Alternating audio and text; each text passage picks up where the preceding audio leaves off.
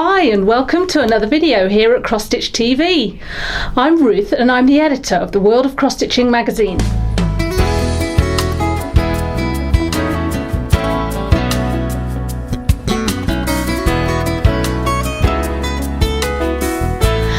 Today I've got a quick video for you to show you a few tips and ideas for how to stitch and mount up the latest free gift with the World of Cross Stitching mag. In issue 194 we've got a super cute Christmas card kit featuring lovable Fuzzy Moon.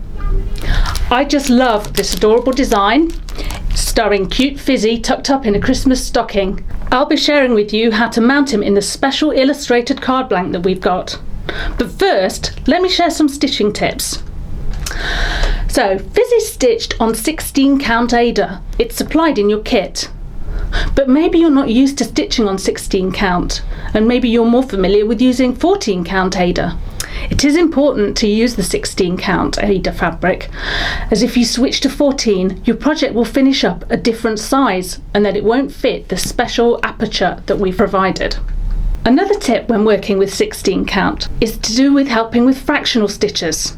And as there are a few in this Fizzy design, you might want to try this. It can help to switch to a sharper needle when working on finer fabrics like this, as they'll help you be able to pierce the Ada block more easily. So look out for a chenille needle. They're widely used for embroidery, so you'll be able to get hold of one easily, and they come in the same size range as tapestry needles that we traditionally use for cross stitch. So for 16 count fabric, look out for a size 26 chenille needle. So let's get started with how to mount your cute Fizzy Moon stitching in the shaped aperture card. So you can see the difference in this comparison with two pieces of the same 16 count Ada that's in your stitch kit. One on the dark fabric like my cardigan here, where the holes are much more easy to see, and then this on a pale background just like some white paper. The holes are much trickier to see.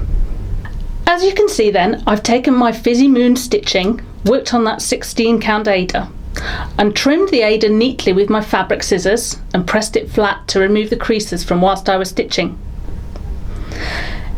This card aperture in your kit has been exclusively created with an adorable Fizzy Moon illustration for us at the World of Cross Stitching, so you can be sure your card is truly special.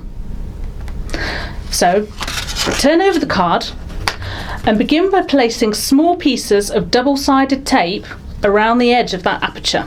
You may have seen in my last video tutorial where I showed you how to mount stitching in regular shaped aperture cards like squares and circles. This time the shaped aperture is even easier to work with, so simply add plenty of tape around that aperture to secure your stitching.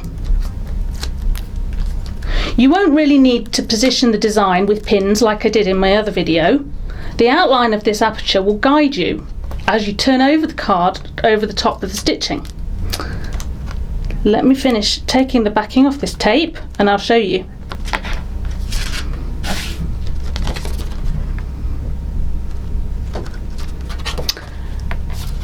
I like to mount my designs this way up from the top so I can see the exact placement that I need. So place your stitching facing upwards and then simply guide that aperture down over the top to ensure your neat positioning. Just secure that down there.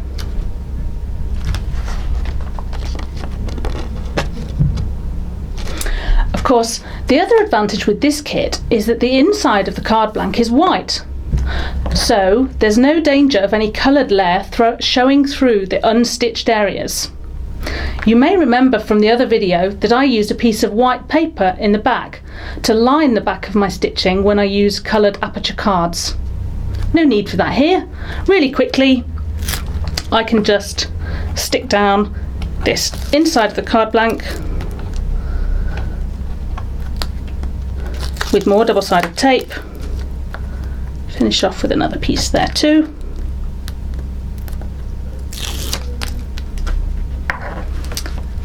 And make sure that flap's neatly stitched, neatly fixed down with plenty of tape, and making sure those edges won't lift up. And there, it's all done. So thank you for watching my video today about making your cute Fizzy Moon Christmas card. I hope you'll enjoy stitching him and enjoy sending him to someone special. Do let us know how you get on with your designs. I'd love to hear from you, and watch out for more videos from the world of cross stitching and Cross Stitch TV.